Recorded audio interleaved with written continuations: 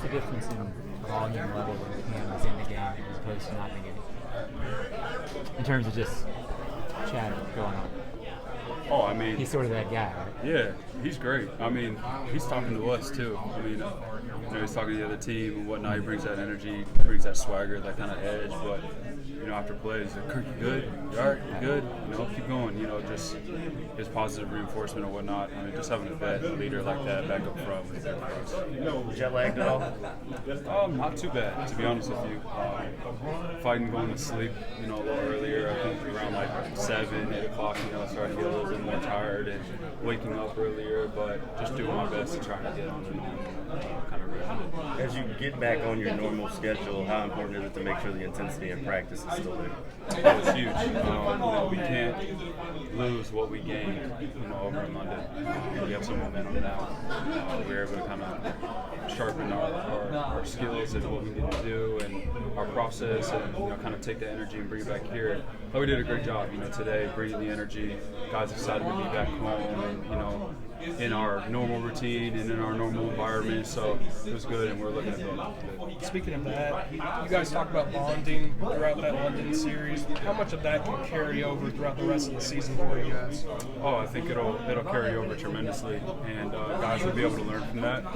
If guys hadn't in the past had opportunities to be able to bond with one another and necessarily do things outside of the building, they can take those opportunities now once we're back home, and it goes a long way. I know we do a pretty good job already, but maybe for the young guys or guys that are new to the team that haven't had that opportunity, can kind of keep building those relationships. And like I said, because it just helps on Sundays when you're going out there and you're in the face of adversity or you're battling. Does the confidence level in the locker room feel different now that you're back here than maybe when you left? 100%.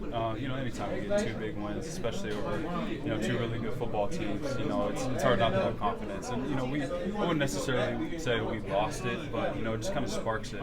And we know if we just play our brand of football and do what we're supposed to do, we can go on a little bit of a run. Does it take the offenses in the league a little bit longer to get clicking and get rolling now with the changes to training camp, changes to preseason?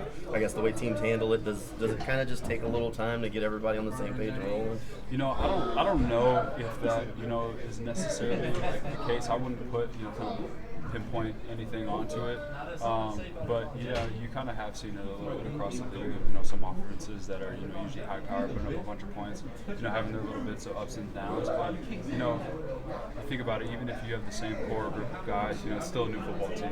It's still a new football season, and things change. So it's just all about just getting on the right track, and honestly getting on it at the right time.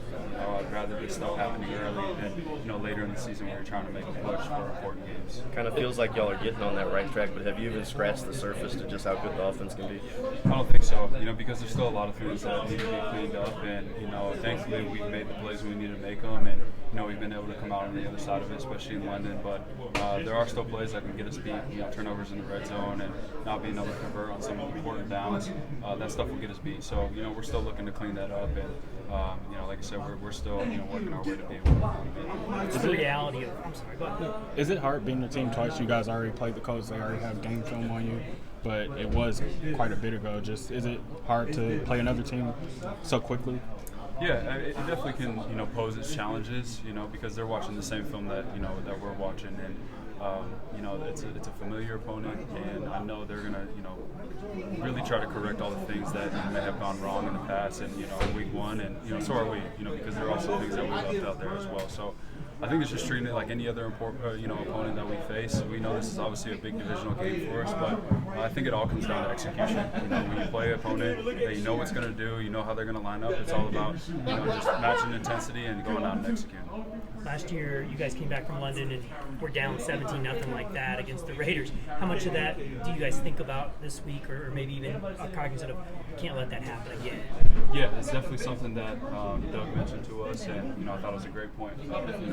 Not having that London hangover, Yeah. and it's important for us. And it just goes back to what we were talking about of bringing that energy that we had, and just continuing that over here. So it starts in practice. Like I said, we had a good practice today, a lot of energy, and so it's just wiping the slate clean and approaching this, as another, big game for us. But it's the next one, after Buffalo. So I think it's real important for us to just go out there with that mentality and try to wipe away any type of, things that carried over from last year.